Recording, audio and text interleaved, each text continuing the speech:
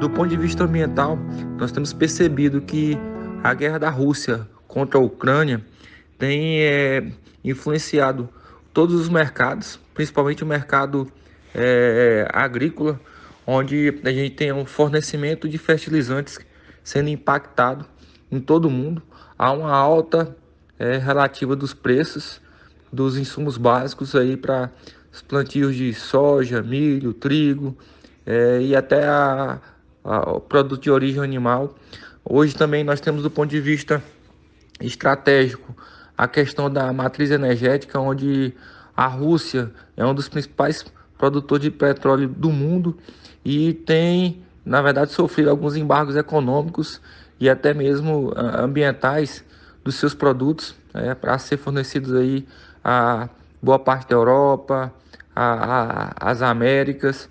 E a gente tem notado aí que também há um aumento circunstancial dos preços dessas commodities, não só agrícolas, mas também das commodities aí petrolíferas, como o gás e o petróleo. Então, a gente tem percebido que as consequências da guerra têm extrapolado do ponto de vista não só econômico, mas também impactado aí a gestão das empresas, a gestão dos estados, principalmente os estados mais pobres aí a nível mundial. Para concluir, nós podemos observar que a guerra da Rússia com a Ucrânia pode ser um ponto de balizamento aí, de novo entendimento da interpretação do ESG a nível global. Em se falando aí do ESG, trata-se dos relacionamentos em geral que a empresa ela tem com seus funcionários, seus fornecedores, clientes, né? Os chamados também stakeholders, né? Aqueles que podem ser organizações ou pessoas mesmo, né? Que são os interessados, direto e indiretamente daquela empresa, daquela organização, aquele projeto que ela faz naquele local, né? No SG, no S ainda do SG, a gente vê que ele trata com as questões sociais, né? As como inclusão de minorias, combate a assédio, discriminação, o foco é no cliente, nos projetos sociais também, né?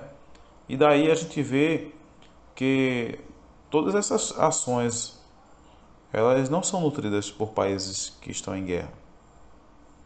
Não é fácil manter uma empresa dentro de um país que está numa iminente guerra com o resto do mundo. Muitas empresas aderem à questão do ESG e aí com isso vão ser atuantes na questão da governança, na questão social, na questão do meio ambiente, né? Só que em meio a um período de guerra, eu acredito que é algo que não estava previsto nos planos da empresa para atuar nesse. E aí surge a pergunta, né? Se manter no país até passar a onda, a guerra, e aproveitar a lei da oferta e da procura, ou entender que a situação ela pode evoluir para pior e ser prejudicada por conta da ganância. Um artigo publicado no site Monitor Mercantil, ele mostrou que até março desse ano, logo no início ainda da guerra, cerca de 300 companhias elas oficializaram, né, seu encerramento das atividades no país. Aí vem a pergunta, né? Por que se deu isso? A que se deu isso? E a gente já, talvez você saiba a resposta, né? Por conta do ESG mesmo. Eu acredito que eles acharam mais prudente sair do país em guerra e abrir outro local, né, para mostrar que atende à agenda ESG.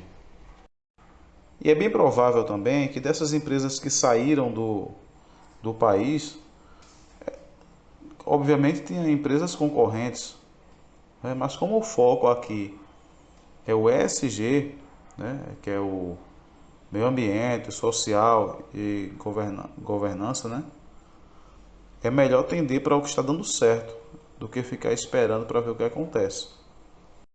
E sabe por quê? Porque o ESG ele visa o bem-estar das pessoas, a guerra não. Outro fator que influencia é a questão geopolítica do mercado financeiro, que tem conduzido aí o mundo a um efeito cascata, né? Já conseguimos ver os efeitos aí dessa guerra em nossa mesa, em nosso bolso, em nossas relações sociais.